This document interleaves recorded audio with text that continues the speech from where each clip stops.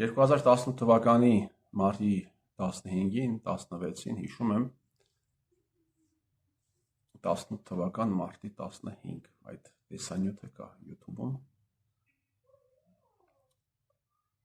մի հարց ուղղեցի ելք-խմբակցության ղեկավարին ով պատրաստում էր ում հետ ես այդ ժամանակ արդեն ունեի շատ սուր հարաբերություններ, լարված հարաբերություններ, նա պատրաստում էր քայլելուն, պատրաստում էր Թավշյա հեղափոխության, որտեղ կանգնում ասում էր, որ պիտի Թավշյա հեղափոխություն իրականացնեմ, ասեմ ավելին, նաև ժամկետներ էր նշում, եւ ես մի հարց ուղղեցի հռետորական, թե Թավշյա կլինի հեղափոխությունը, թե ոչ Թավշյա, արյուն կթափվի, չի թափվի, որոշող ռեժիմն է, որտեղից դու գիտես, դու ընդամենը կարող ես սկսել ընթացքի մասին, դու երաշխիք չունես ընթացքի վերաբերյալ, որտեղից ես դու համոզված, ու այդ հարցը շատ վատ ընդունեցին որոշ խմբակներ, դավաճանություն էր այդ հարցի մասին խոսելը, կասկածներ արտահայտելը, հա։ Եվ այդպես երկար ու ձիգ 7 տարիների ընթացքում եղան հարցեր, որոնց մասին խոսելը խիստ ոչ պոպուլյար էր եւ իշխանությունները խմբագիրների ու լրագրողների միջոցով արեցին ամեն ինչ, որ այս տարիների ընթացքում այդ հարցերի մասին չխոսվի։ Այդ հարցերը ուղղված էին ոչ այդքան քաղաքական գործիչներին, այլ նաև այն մարդկանց, ովքեր ում միջոցով կառավարվել է Հայաստանի Հանրապետությունը։ Ազգային անվտանգության ծառայություն, իր հսկայական գործակալական ցանցով, լրագրողական համայնք եւ այսպես շարունակ։ Հայաստանի Հանրապետությունում տեղի ունեցած բոլոր ողբերգություններին գիտակցաբար կամ անգիտակցաբար իրենց մասնակցությունն են ունեցել լրագրողական համայնքը եւ իրենց մասնակցությունն է ունեցել բնականաբար ազգային անվտանգության ծառայությունը իր գործակալական ցանցի միջոցով։ Ընդդիմադիր են խաղացել, ընդդիմադիր падգամավորներ են խաղացել, ընդդիմադիր վերլուծաբաններ են խաղացել, իշխանական падգամավորներ են խաղացել։ Հիմա դուք տեսնում եք, հարգելի բարեկամներ, թե ինչ է տեղի ունենում։ Հայաստանի Հանրապետության 16-րդ վարչապետը եւ այս 7 տարիների ընթացքում այդպես անարգել Նիկոլ Փաշինյանը ինչ ուզեց արեց։ Ինչ ուզեց արեց, որովհետև իր մեջքում կանգնած եղել, հիշում եք ինքը ասում էր, ես մենակ չեմ, բա իր հետևում կանգնած եղել հսկայական ազգային անվտանգության ծառայությունը։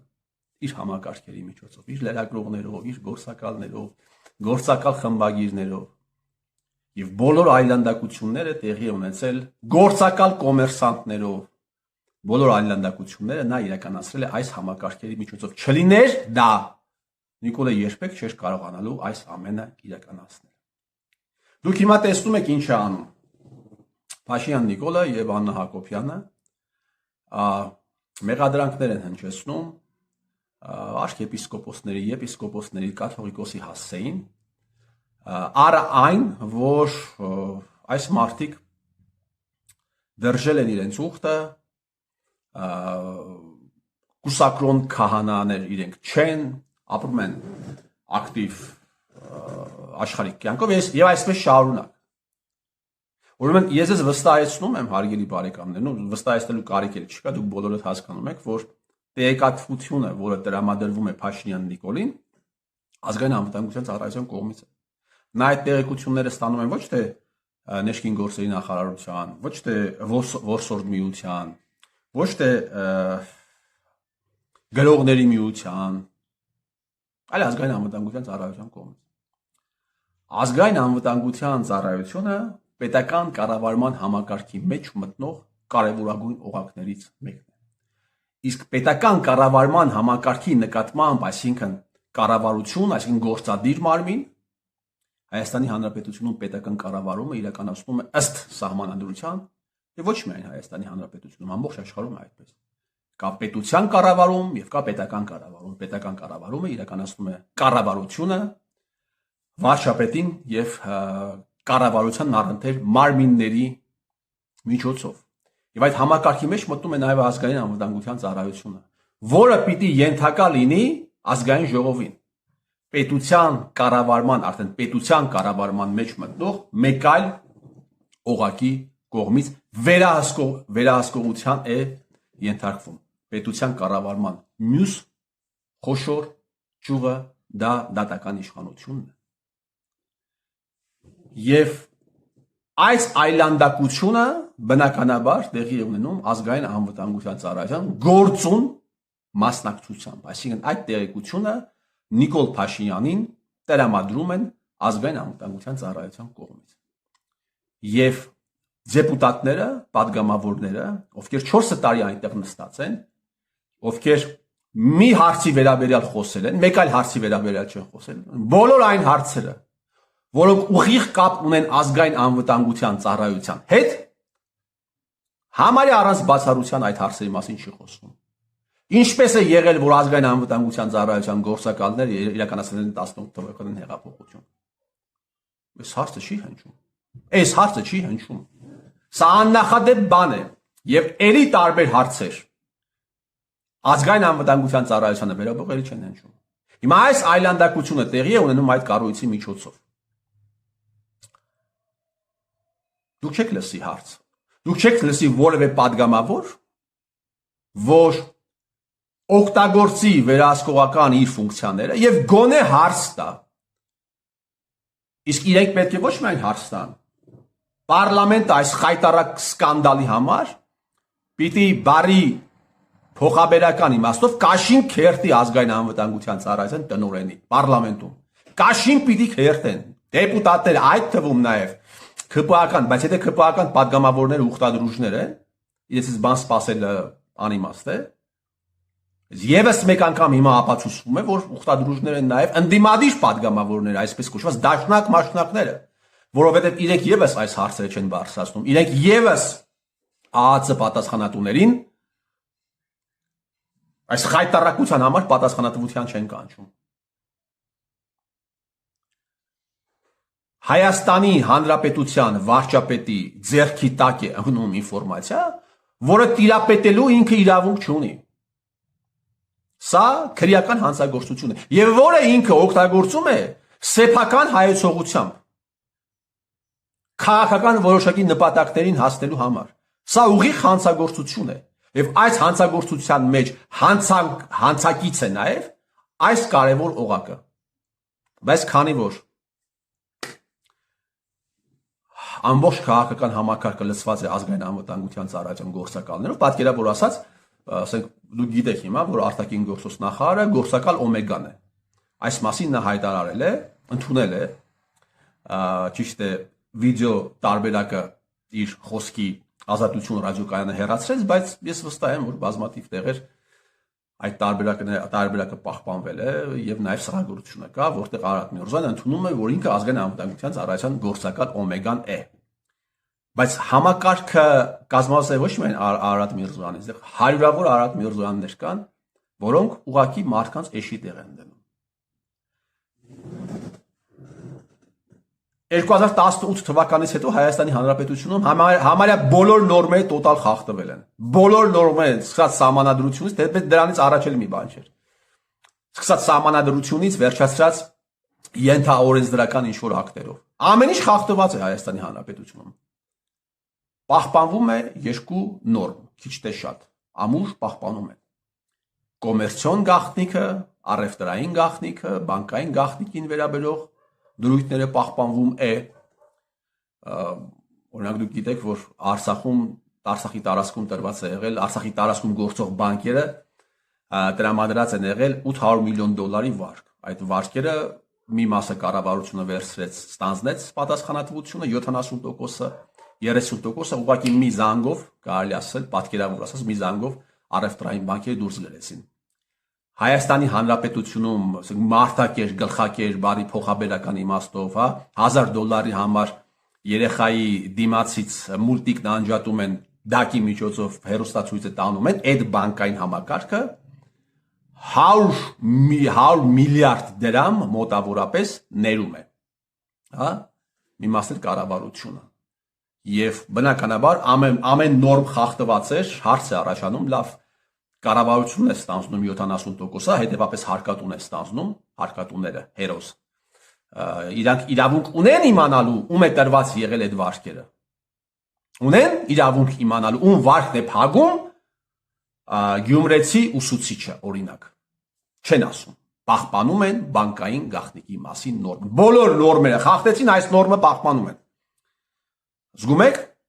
Գիտեք ինչու են պահպանում, որովհետև շահառուները իրենք են, որովհետև այդ ամենի մեջ փող են աշխատել, փող են լափել նաև իրենց օրթախները։ Մարդիկ ում հետ իրենք օրթախ են, կամ հենց իրենք հո իրենց վնաս չեն տալու, հարգելի բարեկամներ։ Դրա համար պահպանում են այդ նորմը։ Քիչ թե շատ պահպանում են։ Երկրորդ նորմը, որը պահպանվում է, դա ազգային անվտանգության ծառայության ներքին գործակալական թղթերի չհրապարակումն է։ Չի կարելի պետությունը վարի է գնացել հենց ազգային անվտանգության ծառայության գործակալների գործուն մասնակցությամբ սերունդ է մատաղ արվել, սերունդը ուղակի մատաղ են արել այս տականքները, բայց այդ նորմերը պիտի պահպանվեն։ Ճիշտ է, մեկի անունը այնուամենայնիվ հնչեց, բայց այդ մեկի անունը հնչեցվեց, ես արդեն վստահ եմ, արդեն քաղաքական որոշակի նպատակ ունենալով այդ մեկի անունը հնչեցվեց, բայց ոչ թե մեկի անունը պիտի հնչեցվեր, այլ ուղղակի պետք է Հայաստանի Հանրապետությունում տեղի ունենալ լյուստրացիա եւ համապարփակ ձևով մարդիկ պիտի իմանային, թե ովքեր են եղել հատկապես այն տականքները, ովքեր զբաղված են եղել ընդդիմադիր գործունեությամբ, գից, բայց ազգային անվտանգության ծառայության գործակալներ են եղել։ Չեն ասի, հարգելի բարեկամներ, որովհետեւ գործը վերաբերվում է իրենց։ Ասում է Արցախում եղել են մարդիկ, ովքեր հեկերը վաճառել են ադրբեջանցիներին եւ Հայաստանի Հանրապետության կառավարությունից կոմպենսացիա են ստացել։ Որևէ մի падգամավոր չի ասում անունը ասա դրանց։ Նույնիսկ նիկոլական падգամավորները չեն ասում։ Կարծես թե լավ առիթ է ընդդիմադիրներին եւս մեկ անգամ ցեխոտելու համար, այսպես կոչված ընդդիմադիրներին, որովհետեւ իրենց օրթախները պիտի լինեն։ Անունները ասա այն մարդկանց, ովքեր հեկերը վաճառել են պատերազմից հետո ադրբեջանցիներին մաս պայմանավորվել են, ասենք միջև ինչ-որ ժամանակը, ինչ-որ X ժամանակը պիտի Լաչինից դուրս գային, Քելբաջարից պիտի դուրս գային, Աղդամից եւ այդ տարածքներում իրենք սեփականություն են ունեցել եւ ասել են կամ գնեք մեզանից կամ մենք կայրենք կպայթեցնենք, ադրբեջանցիներն էլ բան գործարք է եղել եւ սրա մասին վարչապետն է խոսում, բայց ոչ ոք այդ հայտարարությունների հետևից չի գնում։ Ոչ էլ ընդդիմությունն է ասում, թե դու որ օրենքով ես, այդ որ նորմով ես դու այդ տականքներին կոմպենսացիա տվել Հայաստանի Հանրապետության կառավարությունը որ նորմով է կոմպենսացրել Հայաստանի Հանրապետության բյուջեից, չեն ասում, որովհետև իրենց աղբերներին է այդ փողը գնացել, հարկերի բարեկամներ։ Դուք տեսնում եք ինչ մթնոլորտի մեջ ենք մենք ապրում։ Հիմա այս հայտարարությունը եւս մեկ անգամ ազգային անվտանգության ծառայության միջոցով մշտադիտարկման են ենթարկում։ Իմիջիայլոց 2021 թվականին, երբ Արթուր Վանեցյանը արդեն ԱԱԾ տնօրեն չէր, ինքը խոսում էր այս հայտարարության մասին, եւ ինքը ասում էր, որ այո, նաեւ իրենց է հրահանգավորված եղել եւ նաեւ իրենք են կատարել,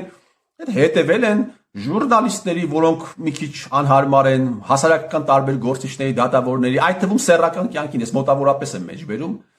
իր խոսքը, միտքն եմ մեջբերում, կարող եք մտնել նայել, Սաթիկին էր տալիս հարցազրույցը Սերանյան։ Այսինքն այս այլանդակությունը տեղի է ունենում ԱԱԾ-ի միջոցով եւ որևէ դեպուտատ ասում են դեպուտատները շատ դեպքում, երբ իրեն ասում եք ինչու այս գործողությունը չեք իրականացնում, հա? Ասում են դա նպատակահարմար չի, օրինակ ինչու իմպիչմենտը նպատակահարմար չի։ Թեպետ այս տեսքով իմպիչմենտը դա խայտարակություն է, այս տեսքով, այս հիմքով իմպիչմենտը խայտարակություն է։ Բայց համենայն դեպս բովանդակային առումով, եթե ոչ խայտարակություն իմպիչմենտն էլ բերեն, պատգամավորները կասեն մենք նպատակահարմար չենք գտնում։ Հիմա հարց եմ տալիս, այս խայտարակության հետևից պիտի գնաք։ Պարոն Արմեն Գևորգյան, պարոն Տարոն Մարգարյան, պարոն Լևոն Քոչարյան, դեմ տալու ես եւ մնացած պատգամավորները Արմեն Աբազյանի կաշին քերթելու ես այս խայտարակության համար։ Ինչ կասկածում եմ ես։ Հայը, հարգելի բարեկամներ, իմիջիայլոց Արմեն Գևորգյան ասացից ստեղ իրենք հեկեր ունեն։ Արմեն Գևորգյան, Սերգեյ Բագրատյան,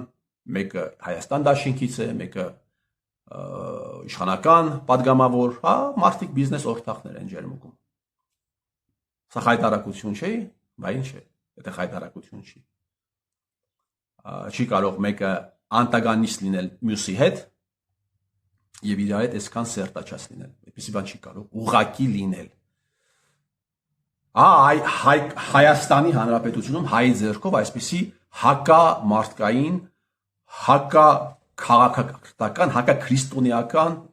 համակարգ է ստեղծվել հայի ձեռքով եւ հային պետք է փրկել հայից։ Ես ձեր տիրոջ մերը